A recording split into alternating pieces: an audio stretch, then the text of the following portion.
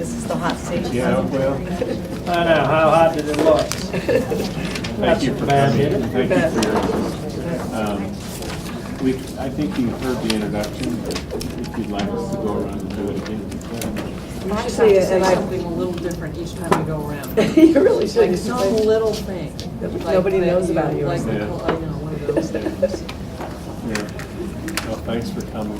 You bet. You bet. Yeah, feel free to walk yourself through the questions, and again, if we have questions, interrupt. or You bet. That would be interject. great. That'd be great. And I don't have any handouts, sorry. That's fine.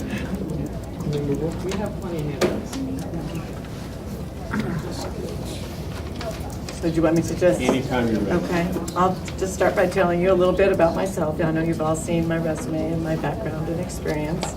I've been around a long time. I'm a Colorado native, multiple generation Colorado native. I was born and raised in Denver, went to George Washington High School and Denver Public Schools, so a product of a huge system. I got my undergraduate degree at UNC, and I always knew I wanted to be a teacher from the time I was probably, I don't know, first, second, third grade. I always knew, and I was one of those nerd kids that made the other kids play school in the summer. I'm sure they didn't appreciate it, but because of course I always got to be the teacher at least part of the time. And then I really started out as a science teacher in Gunnison. I was actually working for the Park Service. I was a park ranger at Blue Mesa Lake for 5 summers, the last 2 years of college and first 3 years teaching.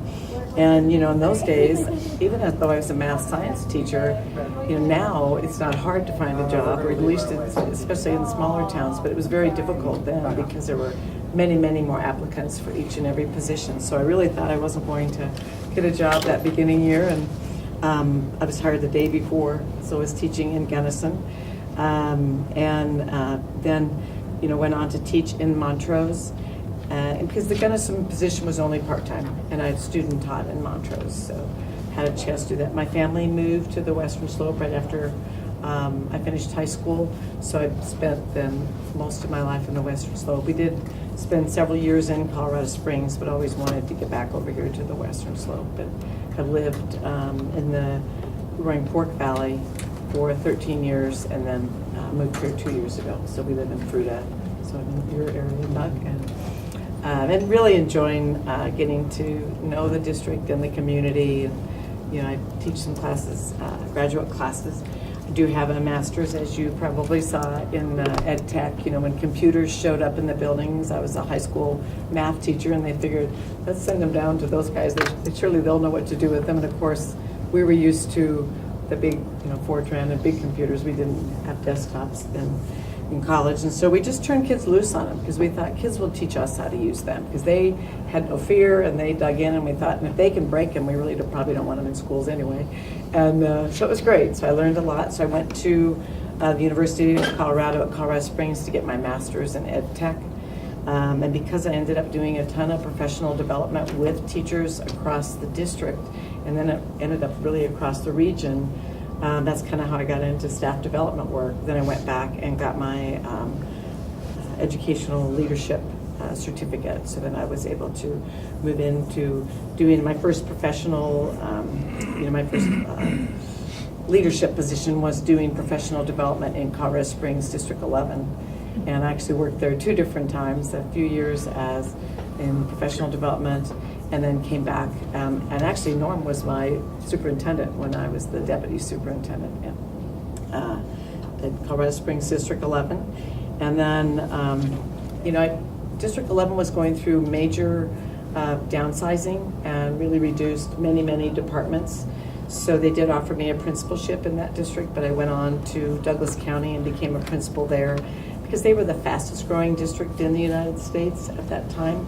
So I felt like the chances that they would be having a reduction in force would be much less there than it would be where I was at in Colorado Springs at that time. So I went to Douglas County, and I learned a great deal being there, but I had that wonderful background in really small districts, medium-sized districts, and large districts.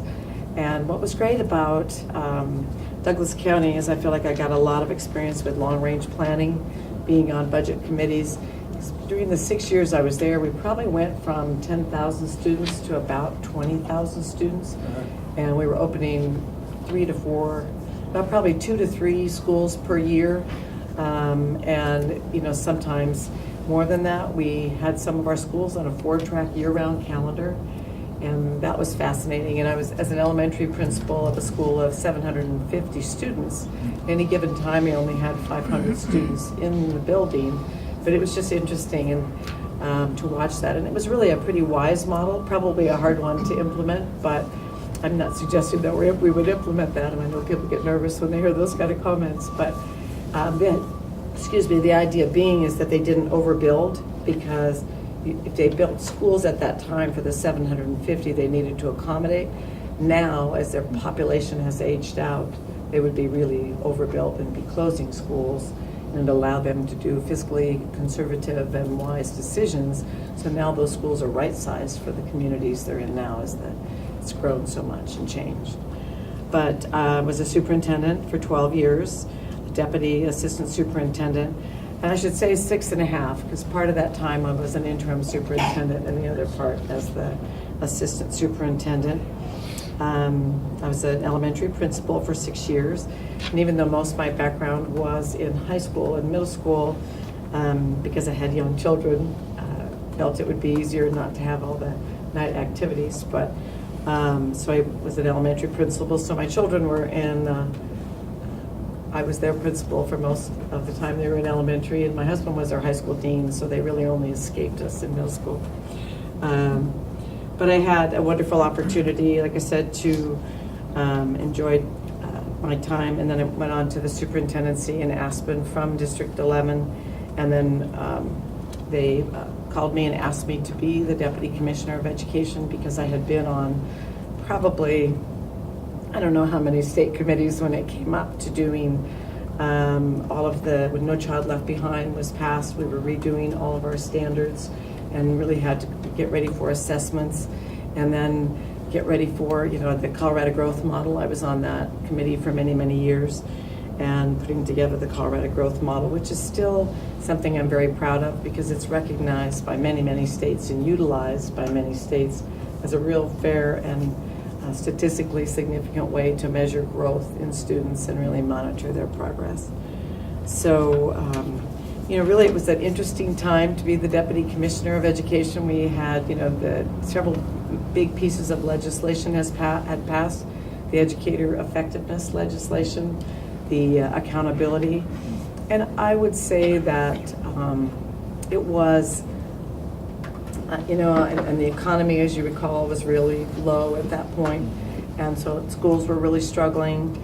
We were really struggling. I think the city of Denver was really struggling, and so it was an interesting time, and it was a real kind of, I would say, somewhat confrontational. I was interested, as I was listening to your question earlier that you asked Norm about, what he would learn from things he maybe mistakes or different things he did.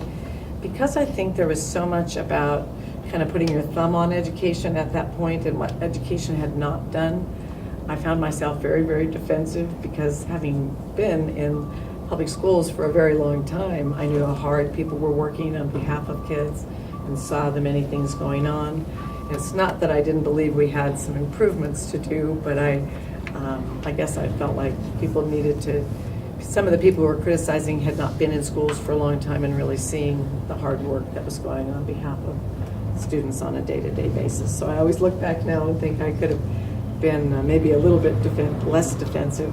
But I also feel like we were able to, as we wrote the rules for some of that legislation, to make them so they were less of a gotcha for schools and more of a support structure. And what was great is we also saw a major shift in the really the focus on the Department of Education from being more of a regulatory to being really more of a support structure. And I think that support structure continues to this day to really see themselves as a conduit to helping districts accomplish what they need to, rather than that regulatory agency. And that is one of their jobs, of course, but it's really done in a spirit of cooperation. And we had the opportunity to put together the Turnaround Principals Academy at that time, and those different programs that were really, important support structures for schools that had been struggling for many, many years. So I learned a lot. I only did that job for a few years. I liked it. I found it fascinating, but it was a really long ways away from kids. I really felt like I became an educator to be more engaged with students on a day-to-day basis, visiting schools and being part of them. And although we did get to do that and feel like we could help schools, and I appreciated knowing schools and going and visiting schools across the country, things that were working in different places. Had an opportunity to go to Washington, D.C. about once a month and really kind of get a pulse on what was happening across the country. And I was always really proud of Colorado for the things that we were doing and how forward thinking we were.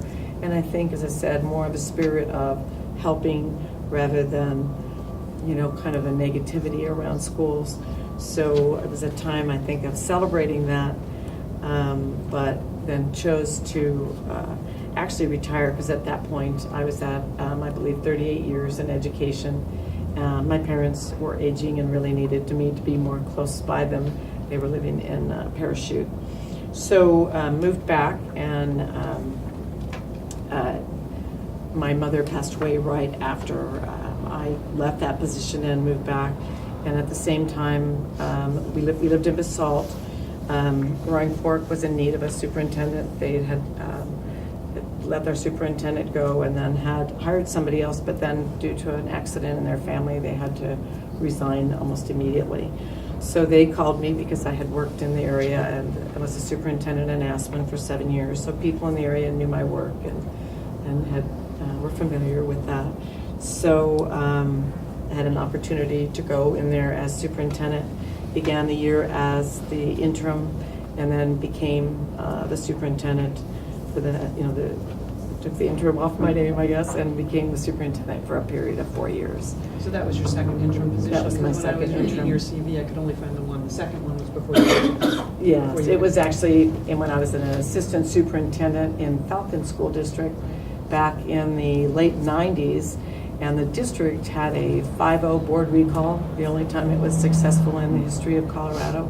And so they terminated the superintendent in November, and I was really a brand new assistant sup. I had just moved from a principal position after 6 years, so had really just gotten used to working with the board. So it was kind of like getting thrown into the deep end of the pool, that was for sure. And so I did that for a year, and then returned to a role as an assistant superintendent in a different district, where I felt like I could learn more about the job of really being an assistant superintendent, and didn't feel I was really ready for the full role of superintendent at that time. Plus my children were still fairly small. So I think the reason I'm interested in being an interim here in District 51 is I have gone into several situations where you needed to kind of calm the waters a little bit and restore trust. I feel like that is a strength of mine. I am a relationship builder and really care deeply about education, about how students are doing. I work a great deal with boards, as I've been retired now. This is my 3rd year, and I've had the great opportunity to work with boards across the state, and large and medium and small districts doing that as well. School districts ask me to come in and work with their board, help establish either norms for the board or their strategic plan, or a variety of different functions. And in one case, they had a brand new superintendent. They wanted me to help coach the superintendent because they had not been an assistant really, and so wanted me to do that. So it's great. So I've had the wonderful opportunity to work with many different boards and in a variety of capacities. I also work with CASB as a consultant from time to time, and do superintendent searches, as well as I said, just doing presentations on instructional models. I recently did a workshop up in the almost to Nebraska, in the northeast corner of Colorado, with the BOCES and all of their superintendents, just to talk to them about John Hattie's work and about what is excellence in education and what are those key things that we really ought to be making sure are making a difference for our students. So it's fun because I get to do a lot of different things and pieces that I truly enjoy and feel like I can contribute and continue contributing. And I guess here I feel like the same way. I'm here not to do as I did before in terms of becoming a permanent superintendent for the district, but to really step in. And I believe as an interim, you have that opportunity to take care of some things that may be sticky, so that the new person, you can set that next person up for success, so that they begin. We know we had some really positive things happening all last year in the district. There was a great deal of momentum. I think I was just, watched with great excitement as the bond and mill levy really, gained great momentum. And, having been in a district, in District 11, we had a very hard time. We went a long period of time without being able to pass one. And there was just a palpable change in that feeling in the system. So I believe that what I would like to do is play a role in helping us recapture kind of that euphoria and that pride that the community felt, really throughout last year, and really knowing that together they could accomplish anything when they worked on it at a collaborative way and heading in the same direction. So your first steps on how you start down that process, same 30-day question. I like exactly what your goal is. Got to be interesting to start. You bet. Well, I think, my first piece would really be to, pick everybody's brain and find out, talking to staff, talking to the board, talking to our principals, what kind of mechanisms did you utilize in the bond and mill levy election that really helped you, what you think really tap into and create momentum? What other structures have you used for building kind of that critical mass of people understanding where you're going and what you're doing? So what I would do is try to use a similar structure for communication to really hear from people. My experience when there's a conflict is that people can't really get over it until they had a chance to tell somebody why they're upset and be able to flush some of that out a little bit and those points. So I think we'd want to do a carefully structured process where we end up with, like I love that you do the coffees on Saturday morning, a variety of different ways that people can make connection and talk about what their concerns and issues are.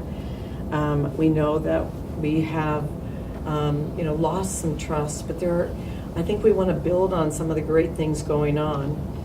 I had a wonderful opportunity to meet with Rebecca and a few principals about the District 51 teaching and learning framework and model. And it's just such a solid model that's built on such great research. And having been a curriculum instruction and assessment person, certainly being, in charge of that in many school districts, as well as at the state of Colorado, I oversaw curriculum instruction and assessment. I feel like it if you were going to, create excellence from scratch, you did it. I mean, it was the idea. It has those great resources around growth mindset, deliberate practice. It has the chief, or kind of those SOPs. I think the very best schools and organizations have high structure and high nurturing, and I feel like it builds both of those into there. The high structure creates that, kind of ability to not feel like you don't know what's going on. So going back to your question, I think it would be to, really get familiar with the structures we have in place that people feel is a safety net for them, and also the high nurturing. What are the pieces and parts we have in place to do that?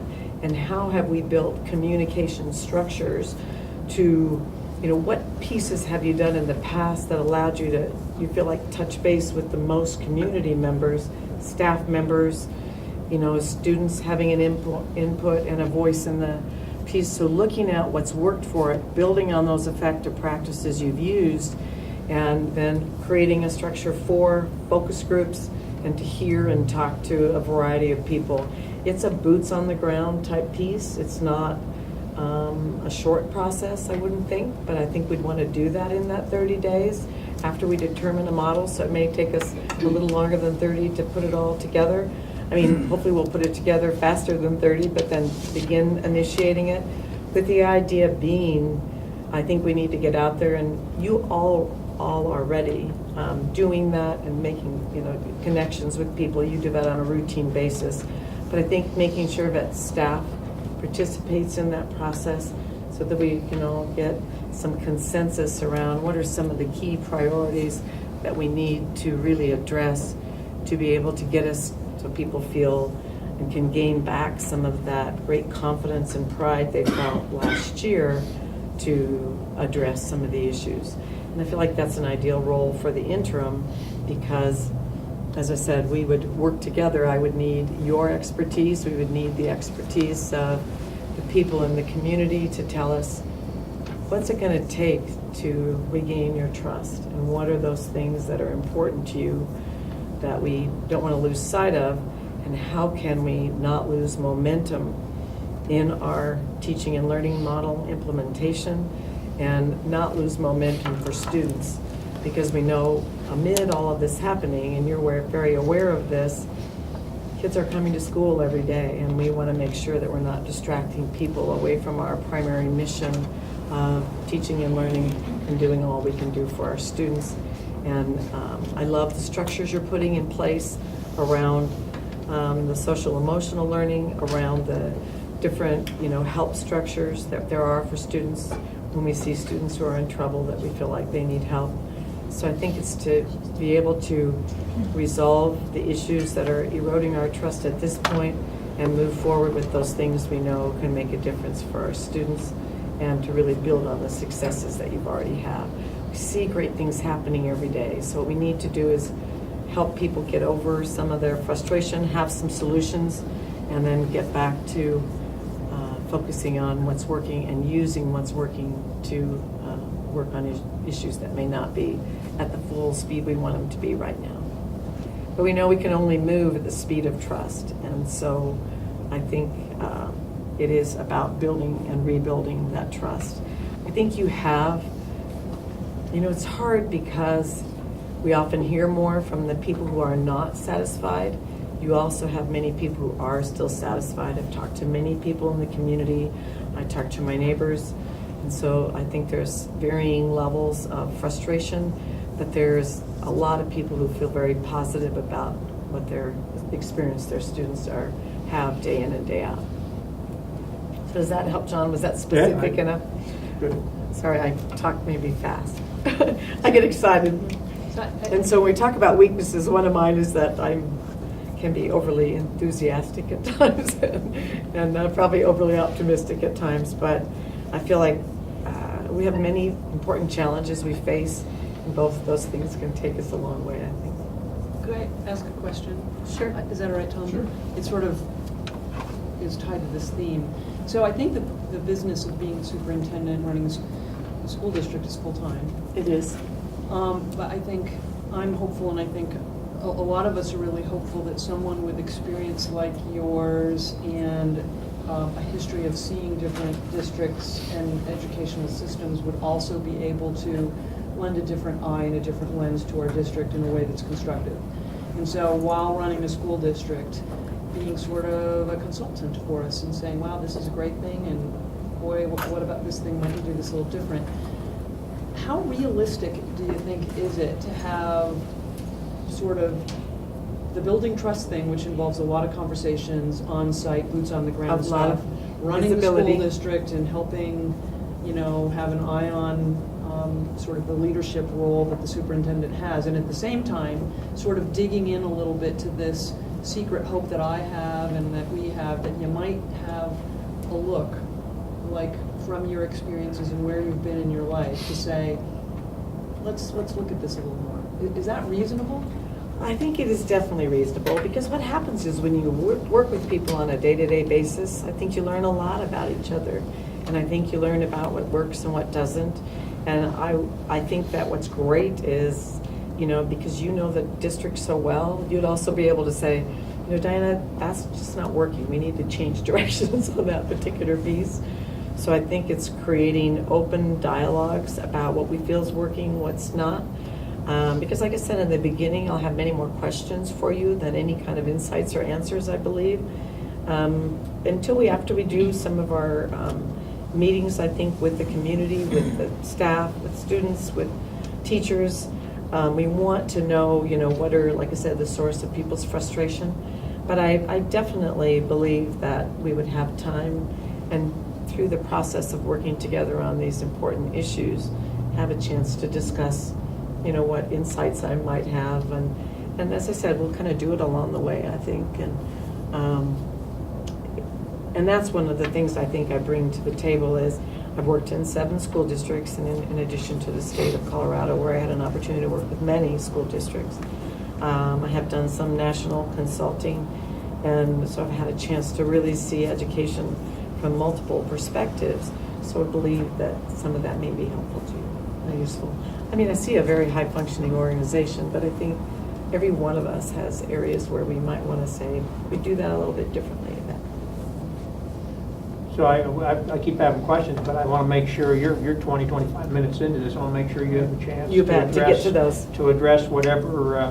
You bet. So I'll jump into that. I think, if I were hired as the interim soup, what would you bring to this that you think would make a big difference? One of those things I think is that neutrality and experience, because I'm new to the area, really. I mean, I'm not brand new. Many people know me because I've done a lot of workshops. I've trained over 8,000 teachers and administrators. I have run a leadership academy for CASE on multiple times on different leadership issues. So, I'm not brand new, but I believe that I am neutral in the sense I don't have any preconceived notions, or I don't believe I have, a lot of negative, baggage in the district. Because no matter what you are, when you're in a leadership role, some people are going to like some of your decisions, some of them aren't. And so you know that you have that. And so I kind of get that wonderful opportunity to start neutral. I think I have a real strong passion. Even though I've been in education a long time, I still have a great deal of energy and enthusiasm about education. And my friends often say to me, Diana, what exactly is your definition of retirement? And I guess mine is, to do the things you love to do most. And so I only jump into things that I love to do most. So I think that I loved being a superintendent. Like I said, don't believe I would want to jump back into a long time as a superintendent, but I believe in interim. And it's interesting, I was looking up some research, and about 60% of retired superintendents do interims, because it's a nice way to get back into something you really love, but about the time the school year is over, you remember why you retired. So it's just it's a wonderful opportunity to give back. And I really want to become more involved in the community and more aware of the community. Even if I were not chosen for this position, I would like to, serve on different committees or do stuff, just because I miss the day-to-day interaction with the K-12 environment. I was curious about your situation in Roaring Fork, where you actually had a succession plan in place, and I understood it after reading some newspaper articles of, there was, he got sick or someone got sick, and so, and you mentored him through when he got back. I'd like to hear about that experience a little bit. Kind of interesting to have 2 leaders in some sense. Well, we really, I think from the very beginning, we kind of agreed that there really would just be the superintendent, and he would serve as the assistant superintendent. But because he was also the director of instruction, or the chief academic officer, then it was very important for him to have a lead role in that piece. So I think we functioned, very well throughout that. And I think as he got more and more antsy to really go to the superintendent, move into that superintendent role, I think sometimes the clarity of our roles, got in our way, but we were good about being able to discuss that with each other. And so the idea was we felt like we had a seamless transition into when I, retired and kind of backed out, and then he took place. There really was very little transition for the system, because we were very agreed about, what our instructional model was, what our structures were, and we didn't have much change in turnover of leaders or anything like that. So what was great is, changes in leadership make people nervous in an organization, so you lose, I feel like, a little focus on what happens day to day in the classroom, and anything that pulls our focus away from our students and our teachers and the work they do day in and day out is something we want to avoid. So really, I think we just, we're very clear up front about what our goals and objectives would be around that. And I knew that I didn't want to, I was in Aspen 7 years as SOUP. I knew I was not going to want to serve 7 years in Roaring Fork. And because, it also, it was kind of a unique situation because, he was stepped in as superintendent and then he had to leave. It was not his own decision to leave. So I wanted to be respectful of that as well. So does that answer your Yeah, question? it's But an I really- interesting situation to have a succession plan, so. It really was. It was interesting. And I feel like here that's kind of what I see my role as an interim is to create a pathway for whenever you decide to do the search, then hopefully there's enough time that we can create an opportunity for a smooth transition. If I were the interim or whoever is your interim, is to really plan that piece because it's so nice in an organization when that can be very smooth because you don't lose time and energy that you want people spending on kids. I'll go through now communication. I do think I have strong communication skills, and I've been invited multiple times to do back to school speeches for different districts, and I do that because I still love talking about education, and I think there are a lot of successes to celebrate, and so it's my kind of rah-rah back to school thing that I like to do and share with them the importance of the teacher's role in the classroom and that every dollar and resource we spend on teacher professional development and teacher excellence yields more for students than any other use of school resources, including time. So I like to share that information and remind people that everybody has a role to play, from our bus driver who greets that student in the morning when they get on the bus to the end of the day when they say goodbye to them at the end of the day, and the secretary who greets us when we walk in so we have a positive climate and culture for learning.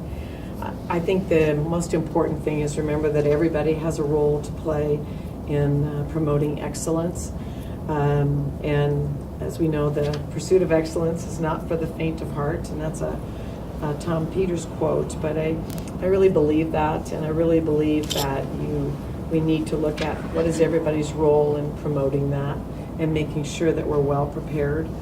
I am a strategic planner by nature, and really want to, as I said, help the district look at, you have a very strong strategic plan, you have a strong plan of action around your District 51 learning model, and so it's really just helping those move forward without interruptions in that so we don't lose momentum, because there is momentum building. I had a wonderful opportunity to talk to, as I said, some, both Rebecca and principals about how they were feeling about it, and there's some real great things going on, so we don't want to lose any of that. So my other strength, I think, is my experience at multiple levels with CASE, which is the Colorado Association of School Executives, of course, as you already know, and the CASB, both organizations. I was president of CASE. And, it's interesting, the question that you asked John about, that even, I think they had a little blurb in the newspaper about some hiccup about hiring my husband when I was in Aspen, that kind of thing. And it's interesting how they, remember those things. And I do want to say that I, loved being a teacher. I was a teacher for 13 years. One of the things I'm most proud of is I was honorable mention Colorado Teacher of the Year for my work in teaching mathematics. And I wish they would put those kind of things in there, not just, the hiccups along the way. I think my weakness is that I can be over-organized, and so I need to sometimes take a step back and make sure that we've gotten everybody involved in the process. I am a real group process person, and I want to make sure that as we go through the next question, which is restoring trust among staff and community, is that we do stay focused on that important thing of trust being built one interaction at a time. I think visibility is a huge piece of that. And I am, as you probably saw in one of my letters of recommendation, I'm known for being very visible across the district. And it's, what I love is what I love about your new organizational model is you do have more people closer to the point of delivery with students. And, I really do feel like the most important thing happens every day is between teacher and child, and everything we can do to set that relationship up for success. So we need all the support we can muster, I think, to get that. And trust is a big piece of that, so that people trust that you're not in their classroom to see what they're not doing correctly, but to reinforce the things that they are doing well and to lend support where needed. We know that we all heard the saying, it takes a village, but it truly does. And I think I go back and forth about whether or not education is more complex now than it used to be, or are we just more aware of the complexities because people were more private about those things. But I do think it is more complex, and I think we need to have an all-hands-on-deck approach to helping our students, and parents need to know when they entrust their students to us, or their children to us, that we will love and care for them in a way that will, day in and day out, promote what we believe is what every one of our children needs. I believe very strongly. I'm excited about the intervention models that you already have in place, the different school structures you have in terms of choices and options for students. And I think that gives trust to the community. And I think it's just promoting those things we're doing well. And like I said, I love to go to events and really share the joy. And as corny as it sounds, I still get choked up when I'm hearing pomp and circumstance at the end of every school year as we go through graduations, because I feel like it's such a wonderful opportunity to celebrate the accomplishments of our students and of our teachers and of our district in working together on behalf of those students. I think another strength in that particular area is I am calm under pressure, much as it may not appear that right now. I do well in complex situations because I believe I am a good listener, and I try to, really listen carefully to both sides when I'm looking at resolving a conflict and looking for common ground all the time. And it asks for strengths and weaknesses. One of my weaknesses in that particular area is I can be quite the workaholic in doing that, and I have to be cognizant of trying to have a little more balanced life, although I really believe a superintendency is a lifestyle, not a job. And I think that's what I love about it, and that's what makes it hard about it. So with being a workaholic, are you going to have to get rid of some of your other jobs? You got a lot of hats you want to do. I do have a lot of different hats, but I definitely will do that. I think this would be my focus. I have just finished my college class for this semester, and we'll have another one that I do in the spring, and we'll discuss whether or not that's a good idea. I did teach that class for many years when I was superintendent in Aspen, because the format that they use at CMU, of course, is 2 weekends, for a 2-semester hour class. So, and I felt like teaching the classes kept me really in touch. It's the principal licensure program and teacher leadership program. So I felt like it really kept me in touch with what do people want, what are they thinking about education, and also the research, up to date on the research, et cetera, on leadership and education in general. So I think I definitely would, not do superintendent searches or any of that kind of stuff. And we just have to talk about what we feel is possible for, and we have a lot going on. And the primary thing would be to take care of business here. Could you clarify that? You wouldn't do superintendent searches, you mean as a consultant for other districts or Right. for us? I would be no longer doing any superintendent searches for other districts. Yes, and I'm certainly happy to, help out with the search here if you choose to do your own as you did in the past. I'd be able to lend some expertise on that. Helping the D51 learning model move forward. As I said, I'm very jazzed and excited about the model It's very solid. It's really some of the best work that I've ever seen in pulling together all the pieces that really do work. And having had a great deal of experience with many pieces of that, like for instance the growth mindset, so many pieces and parts in there. I have done professional development on those pieces and parts, but I still have things to learn. In visiting with the principals, they shared with me that they're very excited about the implementation model where they have the monthly leadership meeting and then the level meetings, and the coaching is a wonderful way to give people that just-in-time support they need in those buildings when they need it, and to help teachers feel more comfortable and able to ask questions and really get the coaching they need. I think, as we know, that's one of the things that makes the most difference. I think it really is a full court press, and I think that's what it takes to cause excellence to occur. So I'm very excited about the model.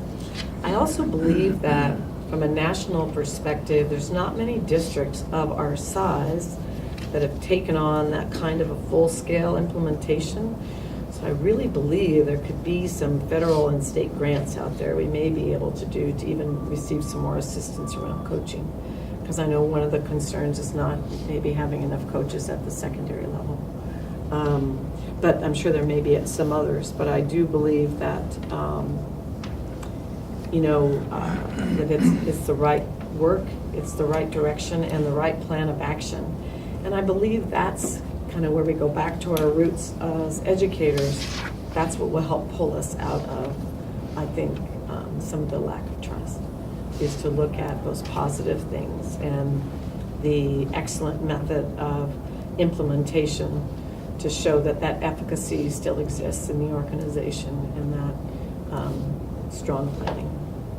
My weakness is I really think I need to know much more about really how it's perceived in the buildings, what are the barriers that we have, and how we can work on those together. So that's just really a knowledge over time and talking to people. I would love to. I know that they do receive a lot of feedback, which is great. They ask for that along the way. So I'd love to analyze that feedback and maybe see what other kind of perception feedback we'd want to get. I think we want to know that too. It's just interesting to go to coffees and hear bits and pieces about that in some places, and we only hear at a coffee from 15 people, so those 15 people's Right. their thing. But there is in some places, I think, a disconnect with what the leadership and principals in some instances, and how excited they are, and then they're not feeling the love. That some of the teachers are just, they're not there, and what is Right. that barrier, and where is that disconnect? Because we have to move past that. And so I'm so happy you asked that, because I'm curious about that too. What will it take to have that same level of enthusiasm from, the aide all the way up to the superintendent, that people feel empowered and that it's not just a burden?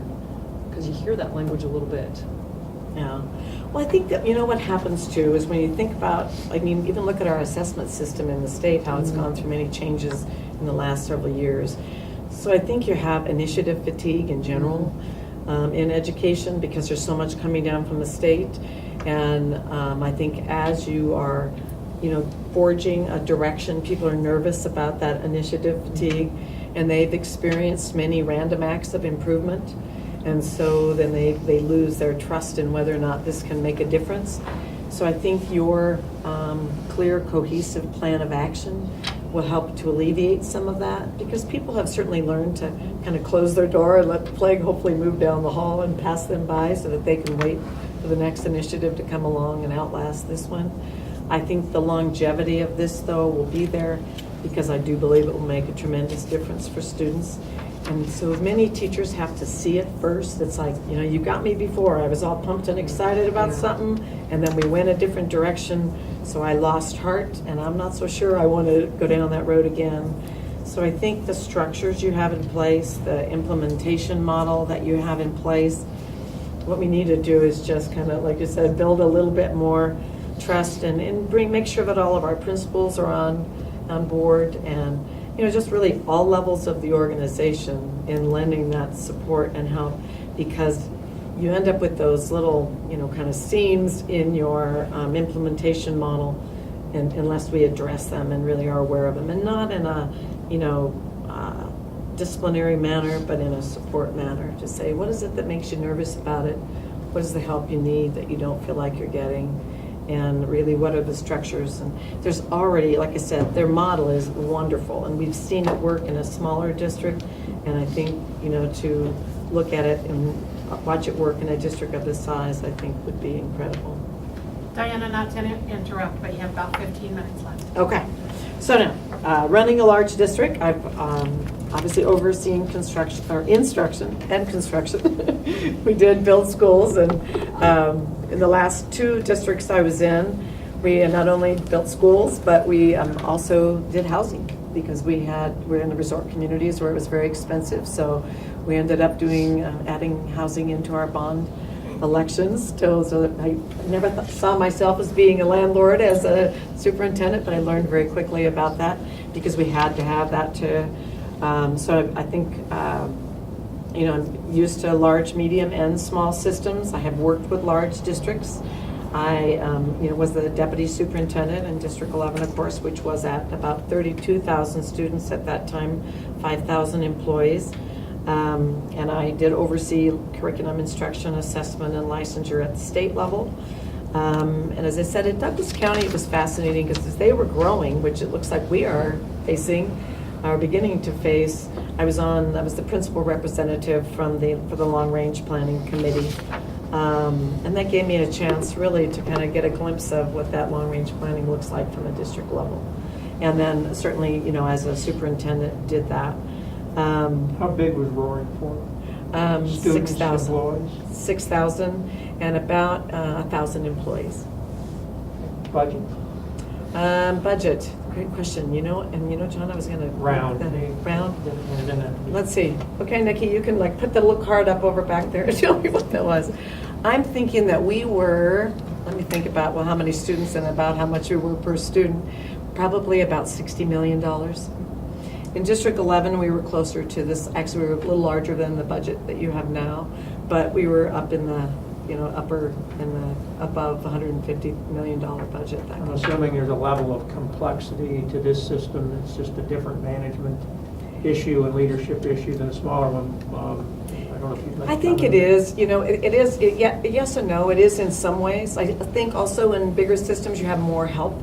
You have more people who can help you be, kind of be your eyes and ears to help you know where are issues that we need to help with, that kind of thing.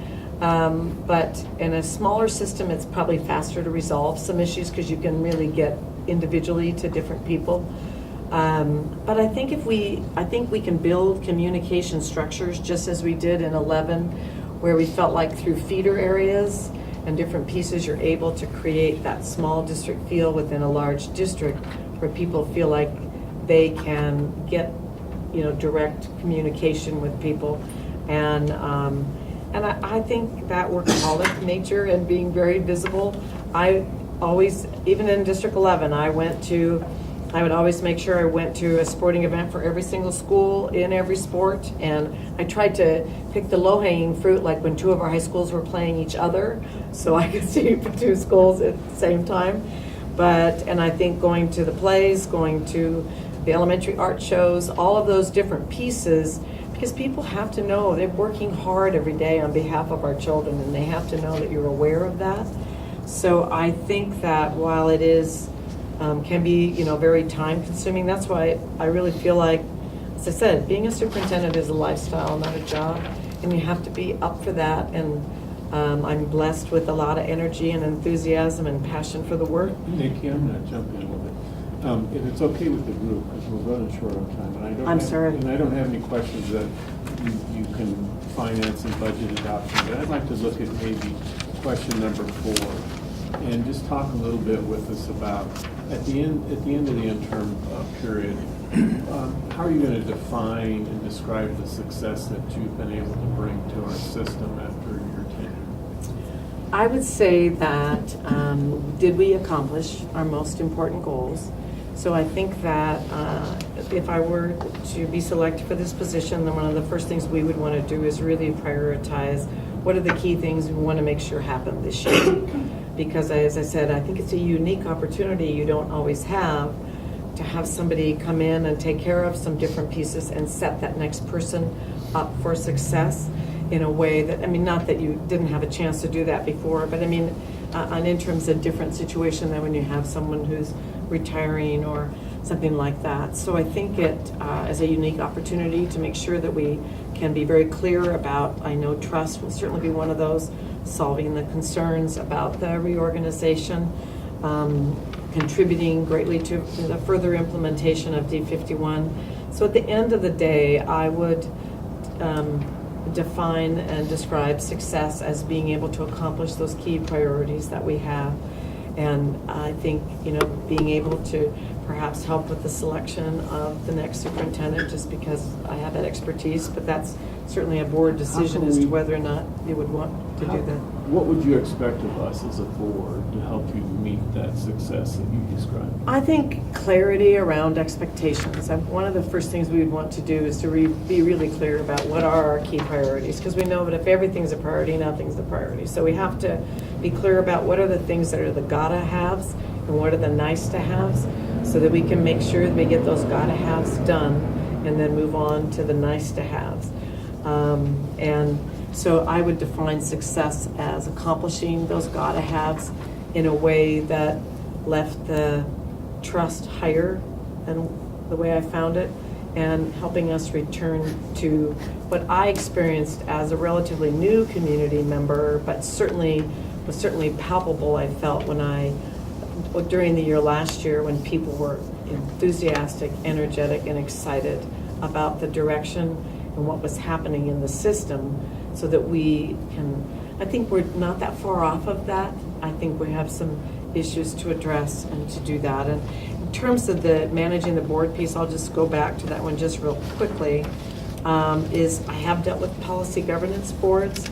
I think, John, in one of the meetings you were saying that you would like to have somebody look at board business because you feel like you've done it the same way for a long time. And I want you to know that I have worked in multiple types of board governance structures, policy governance, more typical, and then other different ones. So I'm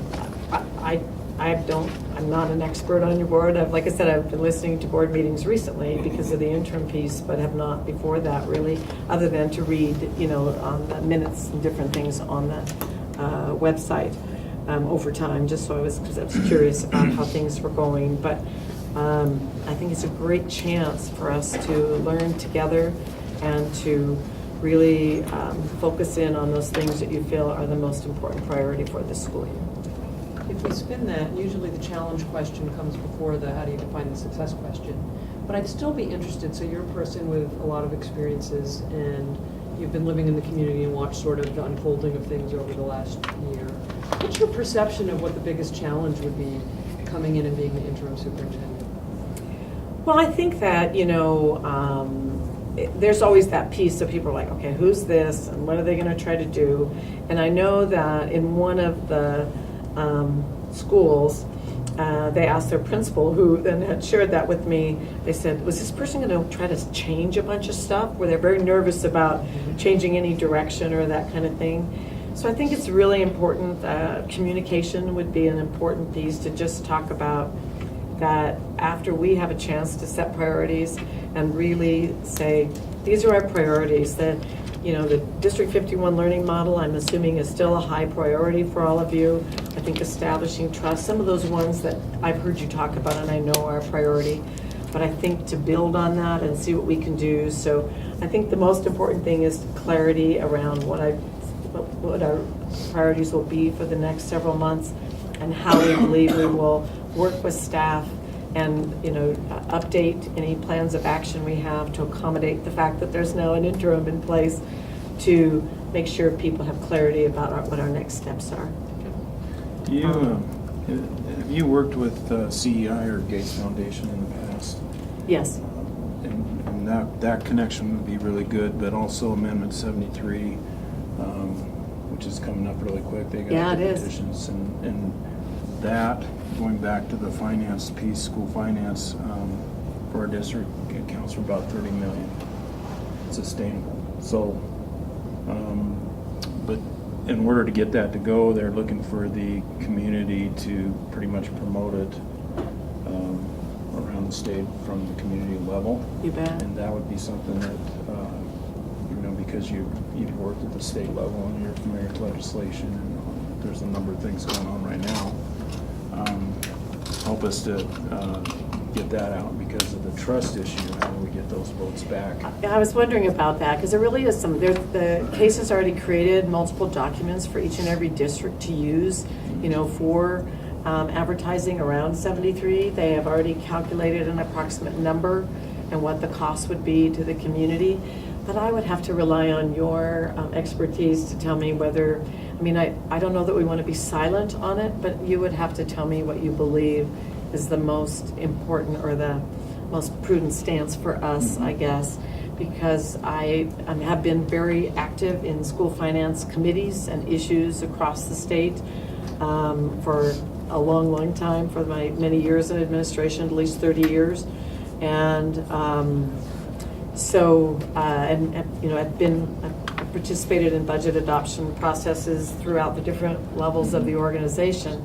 So I feel like I'm conversant in that. I can talk a lot about the different, amendments that we have that we feel like sometimes are a help or a hindrance.